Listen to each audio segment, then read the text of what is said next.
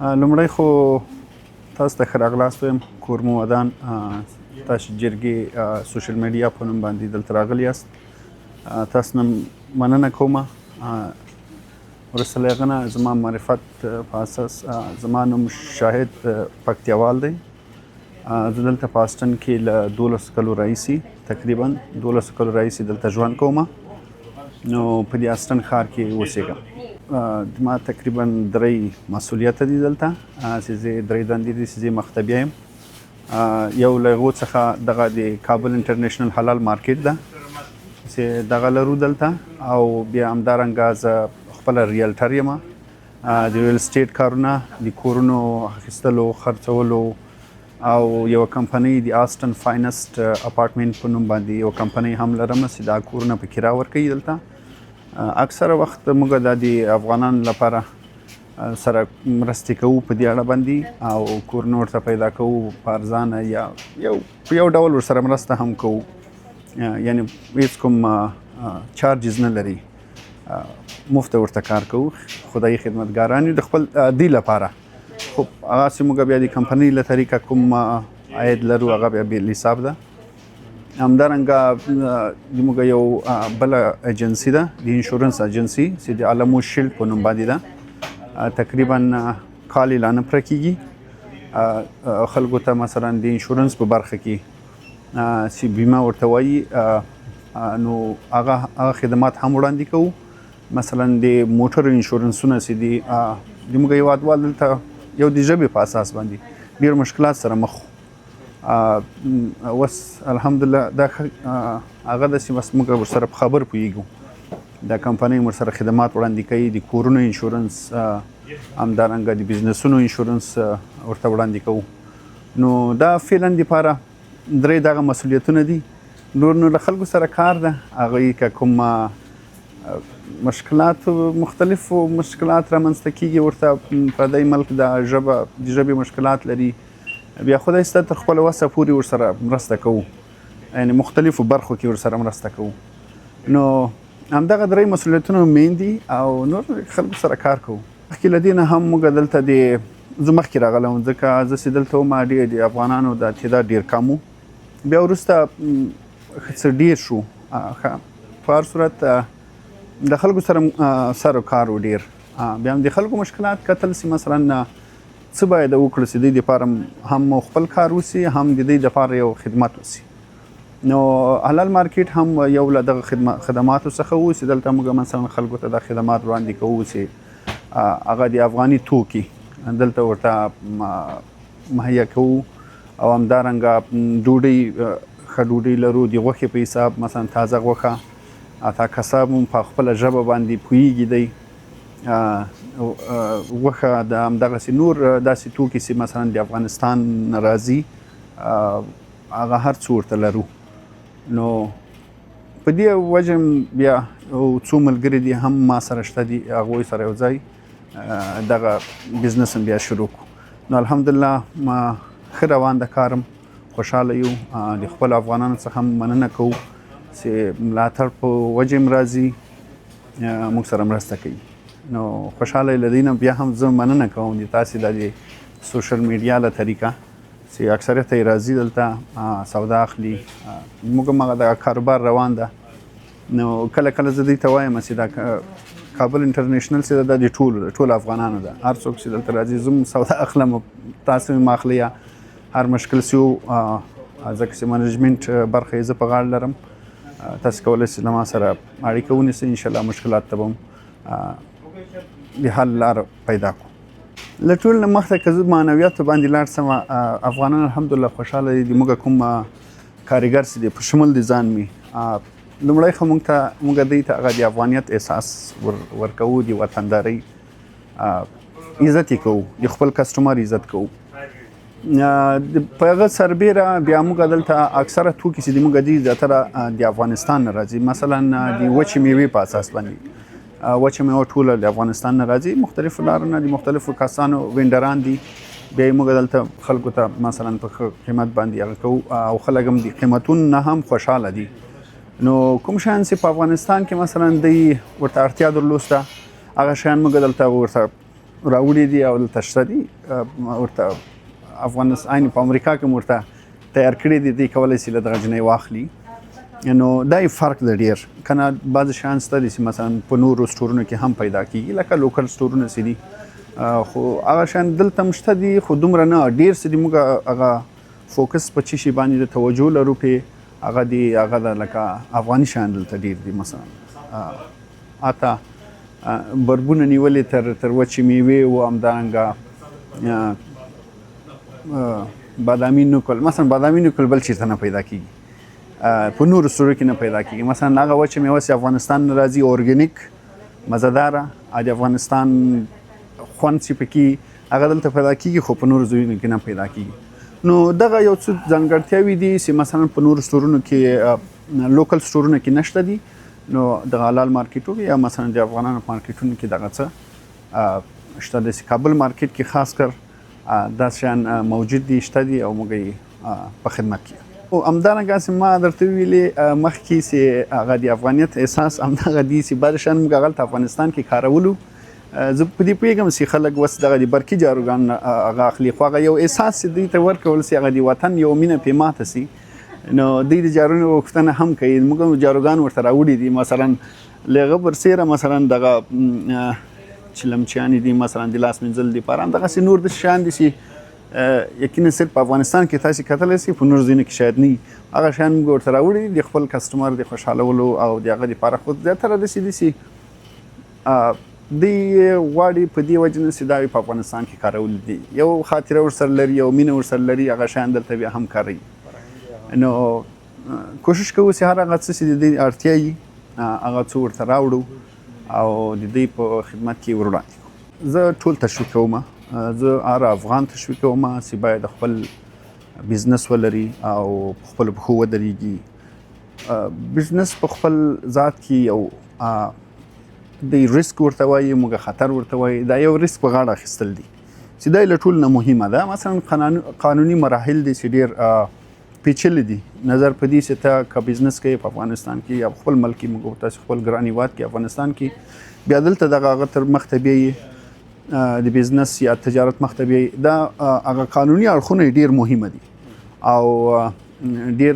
سخت هم دي باید دې شي ته ډېر فکر دی وکړي داسې نه ده لکه افغانستان کې مثلا چې یو بزنس شروع کړو او کار یې ونه کړو بیا یې پرېږده مخکې له دې نه چې دوی د بزنس هغه فکر هم ولري باید د ټول شیان پلان کې مخکې له وخت نه چې بودیجه مثلا یو له مهمو اړخونو څخه ده همدا رقم قانوني اړخونه یې دا دي چې مثلا د قانون سره IRS سره او مثلا هیلث ډپارټمنټ سره صحي ډپارټمنټ سره او د مالیاتي سره او دغه شیان مثلا موږ اوس که تاسې وګورئ موږ تقریبا څو دانې هغه لرو لکه پرمیټونه لرو دا شیان کې که وړوکی مشکل هم رامنځته شي نو کولی شي چې یو مختغات مشکل رامنځته کړي د حکومت له لوري نو دغه شیان باید په نظر کې ونیول شي خو په مجموع کې زه دغه وایم چې باید ریسک واخلي هر څوک که ریسک وانخلي نو همغسې به پاتې یاست زه هر کس دا تشویق کوم چې باید بزنس ښه شی ده چې ویې کړي د دې توان ولري خو پری پلان باید ورته ولري هر شي دپاره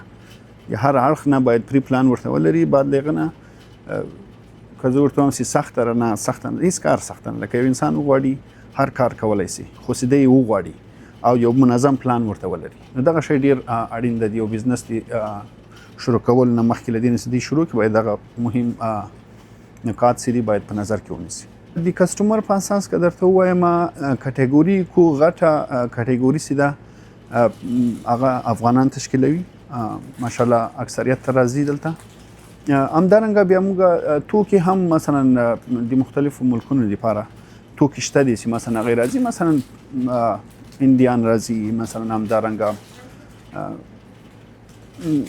عرب ممالک خلک راځي داسې نور خلک هم راځي دلته سټور ته چې د هغو دپاره بعضې توکي په نظر کې نیولي هغه توکي چې دوی ډېر غواړي نه سو کولی چې ټول توکي ورته پوره کړو د افغانانو ټول آیټمونه دلته باید پوره شي بیا ورسره د هر ملک هغه سي کنه دا خو په ایچ بي او مثلا والمارت کې ماته نه کیږي الته کلار چې مثلا دا شانس موږ دلته لرو هغه الته نه لري بیا د شان دي چې موږ نه لرو هغه لري نو بیا په نظر کې یو څه نه څه نیولې دي مختلف هغه موږ د سټور یو هغه د سي یو ټي استن تېکزاس د غټ یونیورسيټي چې ده دې ته ورنږدې ده، له نورو سورو څخه دا ورته نږدې ده. نو هغه خلک هم ځکه ډېر راځي دلته، دغه سټوډنټان راځي، ډېر مسلمانان دي چې هغوی مثلا حلالې غوښې نه استفاده کوي، همدغسې نور حلال توکي فریزینګ آیټمس چې دي هغه نه ګټه اخلي، نو هغوی ډېر راځي. نو په مجموع کې بیا درته ویلی سم چې اکثریت یې افغانان دي، بیا همدارنګه نور خلک هم شته. 2015 را په دې خوا چې په دغه حادثه کې موږ درلوستل چې باید یو ټولنه ولرو دلته، او ډېرې هڅې مو وکړې خپله شخصا، همدارنګه نور ملګري افغانان دلې چې وو مجموع کې ټولو خپلې هڅې وکړې، خو داسې دا د ټولنه چې دا یو ټولنیز کار ده، لکه داسې نه ده چې تا یو څوک باید دې کار ته مجبوره کړي چې باید دا کار وکړي.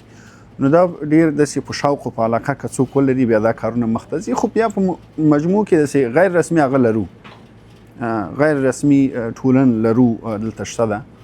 بعضې مشکلات که رامنځته کېږي بیا هغه د ټولنې هغه مشران شته دي، مثلا کینو هغه مشکلات تر یو حده پورې موږ پورې اړ لري، خو بس دلته قانون دار شی دی، قانون مطابق باید حکومت تر قانون لاندې باید هغه کارونه تر شخړې مشکلات که منځته راځي باید حل شي. خو هغه کوم ابتدایي مراحل چې دي لومبني هغه موږ مثلا کوشش کوو چې حل کړو، تر ډېره پورې حده پورې توانېدلي چې دا مشکل مو حل کړي دي، د افغانانو لپاره منډې ټنډې مورته کړي دي.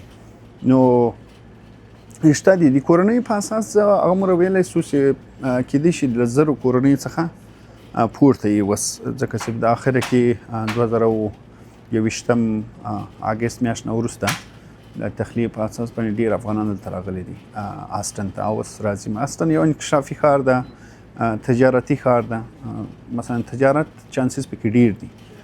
نو اوس الحمدلله مثلا د هغه په حساب که ووایو تقریبا موږ پوره په دې یو چې هر اړخ ته یو مثلا یو کس لرو چې هغه افغاني هغه بزنس لري. مثلا مثال په توګه که درته ووایم د حلال مارکیټ په حساب لرو، که کورو ته مې اړتیا سي دغه زه خدمت کوم، کورو نیول ته مې اړتیا سي زه بیا هم خدمت کوم، حلال مارکیټ ته هغسې هم حلال مارکیټ هم په خدمت کې ده. همدارنګه تېر څه مثلا مستریان موږ خپل لرو، شته دي مختلفو ځایونو کې دي، د استن ښار کې شته دي چې هغه د تخنیکي مشکلات حلولی شي، خپل افغان ته ورتللی شي که نه. خیر همدارنګه په هره برخه کې مثلا موږ خپل کسان لرو دلته، اوس بزنسونه شته دي. د دې یوه ښېګڼه دا ده نظر په نورو سټیټو باندې چې دلته مثلا یو کاروبار شروع کول نسبت نورو ځایونو ته دلته اسانه ده، ځکه چې دا یو انکشافي ښار ده او یو کس کولی شي په اساني باندې دا یو بزنس یو وړوکی بزنس هغه شروع کړي. نو په دې وجې نه الحمدلله د هر برخې کې موږ یو افغان لرو چې هغه مشکل حلولی شي، که د کورونو ده، که مثلا د عیساوي مشکلات دي، که د ژبې مشکلات دي، که هره برخه کې لرو. ولا دا به زه داسې د عمومي میډیا له نظره درته ووایم، ځکه چې زه استن کې اوسم، که زه چېرته ډېر د استن هغه وکړم بیا کېدای شي انتقاد وسي چې دا استن کې اوسې دې وجې نه. خو زه د عمومي درته وایم لکه بس استن ښار ته د ورځې 150 نه تر 170 کورنۍ مووین کوي، مختلف خلک دي، افغانان درته ښیم لکه په مجموع کې. نو دا یو انکشافي ښار ده استن، وړوکی ده، مثلا له یوستن نه وړوکی ده، له ډالاس نه وړوکی ده، او له سنټونیو نه وړوکی ده، خو کاري فرصتونه بیا پکې ښه دي. انکشافي ښار ده، مثلا خلک د امنیت نه نګاه نه زما په نظر په همغه کوم سوشل میډیا راپورس چې ده مثلا دغه یو هغه ده، امنیت یې هم ښه ده، همدارنګه د کاروبار دپاره هم زمینه مساعده ده. او بله ښېګڼه یې دا ده چې دا خلک ډېر ولې راځي په دې خاطر چې دغه ته تقریبا ټک سټي ویل کېږي، یعنې ټکنالوژي پکې ډېره ده. دلته مثلا د ټسلا غټ انسټالیشن دلته ده، مثلا همدارنګه ګوګل دلته غټ انسټالیشنونه لري، همدارنګه د ډیل کمپنۍ چې ده همدغسې غټ انسټالیشنونه لري چې هغه باعث د دې کېږي چې خلکو ته کاري زمینې برابرې کړي او فرصتونه ورته برابر کړي، کار پیدا کړي ورته. همدارنګه مثلا د سامسونګ په دې نږدې راتلونکي کې یو غټ انویسټمنټ یا سرمایه‌ګذاري کوي دلته په استن کې. نو دغه شیان باعث د دې کېږي چې خلکو توجه راجذب کړي استن ته راسي، او د استن نفوس ورځ تر بلې په ډېرېدو ده. نو دما په نظر خو دغسې ده، خو بیا هر څوک له خپل نظر نه بعضې ځایونو کې چې اوسي خپل ځان ته یو دلایل لري چې زه دلته اوسم دا یې ښېګڼې دي. ما دپاره زه دلته خوشحاله یم. زه چې راغلی یم ما هېڅ موو نه ده کړی. زه د افغانستان نه مستقیم ډول باندې دلته راغلی یم استن ته، او همغلته چې اوسم تر اوسه پورې، او انشاءالله راتلونکي ته هم کومه داسې اراده نشته چې بل سټیټ ته لاړ شم.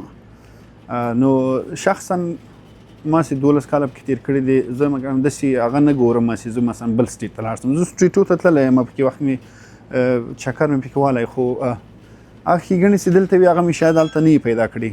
نو خپل ځان ته زه دومره ویلی شم چې زه دلته کینات لرم او دلته به اوسم انشاءالله تر راتلونکي. بیا چې راتلونکي نو خدای ته معلوم ده چې څه به کېږي څنګه به کېږي. تر اوسه پورې پکې خوشحاله یم. یو غټ نیمګړتیا خو دغه ده چې که زه درته ووایم افغانان په افغانستان کې په څه ډول باندې ژوند کوي، په هغه ډول باندې دلته دوی ژوند نشي کولی. باید دا فکر ونه کړي. دلته ژوند کول د بعضې قوانینو په اساس باندې دي. هر څه ته یو قانون شته ده، یو تګلاره ورته شته ده، یو هغه شته ده. عادي ژوند هم چې ته کوې، مثلا له کور نه چې د باندې وځې، ته باید په دې هغه باندې پوه سې چې مثلا کوم قوانین باید زه په نظر کې ونیسم. یو چا سره چې خبرې کوم ته بعض داسې دي چې موږ نوي ځوانان چې دلته راغلي دي، مثلا موږ تاسو په سوشل میډیا کې بعض جنګونه کوي، اما جنګ په دې معنی نه ده چې تا جنګ وکړو خلاص و خبره ختمه شوه. دا به تاسو ته د پوزې پیزوان جوړي. په ټول عمر کې به ته دغه شی تا ته مخ ته کوي، که وظیفه دندې ته اپلای کوي، که یو بل شي ته اپلای کوي، که حتی وظیفې ته اپلای کوي، مثلا هغه شی هغه جنګ به تا ته هلته راوځي. نو زه په مجموع کې نور خو موږ خپل کلتور ده، دغه شی نه باید دوی ډډه وکړي. دا جنګونه چې دي دغه شي ته داسې فکر ونه کړي چې دا د یو ورځې جنګ دی، یا زه وولم یا هغه وول. که دا چېرته حکومت ته ځي، بیا دا ډېر وخت لپاره به دا دوی له دې شي نه رنځ وړي، او دا باعث د دې کېږي چې بیا وروسته مثلا دوی حتی کېدی شي حتی وظیفه ونه لري، حتی کېدی شي دلته چې اوس بعضې خلک موږ تاسې ګورو هوملس سوي دي، ښه تعلیم یافته خلک دي که نه، لکه دغه چې خلک درته ښیم تعلیم هم لري، هر امکانات هم لري، خو دغه جنګونه او بعضې مشکلات له وجې نه دا خلک اوس هغه د چا خبر ده کور اته نه لري. وجه دا ده چې دغسې شیان په نظر کې نه دي نیولي. باقي ژوند د موږ تاسې فرق کوي، کلتور دغه جي او دغه جي دغه یو کلچر شاک چې ورته وایي دا لرو، خو هغه شیان چې موږ تاسې په لاس کې دي، یو ناپوهي نه یو کار کېږي. هغه انسان د هر چا ته خپله پوهه پورې یو داسې مثلا یو نفر راجګېږي له مستي نه جنګ کوي، یو دوه خبرې نه باید سړی تیر سي. جنګ دلته همدغسې ده چې لاس وانه چي، باید لاس دې واچول بس ستا ګناه ده. دغه شیان نه چې ډډه وکړي، نور انشاءالله چې هر څه خلکو ته مثلا مشکلات حل کېږي. اوس افغانان ډېر دي، په هر ډګر کې ورسره مرسته شته ده، حکومت ورسره مرسته کوي، په ټوله معناو باندې وظیفې شته دي. نور نو زه فکر کوم که داسې دا دي اول خو وایي خپل وطن بلبل وطن هغه ده، او که له هغه نه چې بیا تېر شو، زه فکر کوم امریکا په نړۍ کې د مهاجرینو لپاره بهترین ځای ده. په نړۍ کې زه نور اروپایي ممالکو ته هم تللی یم، لکه نور ملکونه موږ تاسې همسایه وګورئ چې هغلته مهاجر سره څنګه یو هغه کېږي برخورد کېږي. هغه شی په نظر کې ونیسئ، دلته تاسو ته هغه انساني حقوق مهیا دي. که ته په چا باندې غرض ونه لري، ته په چا باندې مشکل ونه لري، حتی پولیس هم د دې حق نه لري چې ستا موټر بې ځایه ودروي. ما دومره وخت وسو، ما کله دې ما موټر نه درولی چې څوک یا څنګه، کله چا ما نه آی ډي پوښتنه نه ده کړې چې د آی ډي راکړه ته د کوم ځای یا څنګه، هېڅ کله نه ده سوی. ګوره ډېر وخت مو دلته ووتل. خبره چې داسې چا سره کار نه لرو، غیر قانوني کار نه کوو، چا سره کار نه لرو، نو دغه شیان باعث د دې کېږي چې دلته یو خوشحاله ژوند ولري. او که داسې د جنګ او د هغه لپاره وي، نو یقینا چې ژوند سختېږي، ژوند به ډېر سخت شي. په داسې هغه کې یو واري دوه واري که درېیم څلورم ورته ځي، نو دا شی به تاسې لپاره تل لپاره بیا تاسې ځوروي. نو له ټول نه دا هیله کوم د تاسې دغه د میډیا له لارې نه د افغانان نه یو دوه خبرونه تېر شئ، په خبرو سره خبره حل کېږي، په جنګ نه کېږي. دا شی بیا تاسو ته چې وروسته هم جنګ وکړو، جنجال ته جوړ شو، بیا وروسته تاسې په دې باندې پښیماني ښه یاستئ، جوړ جاړی کوئ، او بیا په درد نه خوري. والله د وطن په اړه خو داسې ده چې زه تقریبا د دې سکوت نه مخکې زه راغلی یم، یعنې په دغه دومره وخت کې یو وارې لاړم، دوه وارې لاړم. د سکوت نه مثلا سکوت د اګست په 15مه و، زه د جولای په 29 باندې ما پرواز و له کابل نه. وطن خو والا که درته ووایم زموږ کلي کې خړ دیوالونه هغه ګردونه چې موږ به ډېر ځینې نارام وو څنګه ګرد ده که نه خاوره هغه پسې مو لا خفه یو اگر چې دا مو دوم کور ده دلته موږ هر څه لرو دا خپل هیواد ګڼو دلته ژوند کوو بچیان پکې درس وایي موږ سره مرسته کېږي هغه انساني حقوق ټول مهیا دي خو هغه کور کې چې چېرته موږ واړه رالوی سوي یو هغه کلی نور خو لا پرېږده چې کابل مو څومره یادېږي وطن نور څه هغه خړې خاورې مو لا یادېږي هر وخت په دې فکر کې چې کله به بیا هماغه خړه خاورې بیا موږ باندې کښېني او له هغه نه موږ خوند واخلو دلته خاورې نشته هماغه خاورې پسې راته موږ خفه سوي یو نو وطن خو په ژوند کې هر انسان چې هر چېرته ټاټوبی کړی کوچنی رالو سوی خپل خاطرات لري په هر شی باندې ډېر ګران هم هر چېرته سي په هر رقم سي خو د هغه مینه نه کمیږي تل یي او وطن جنت نشان دی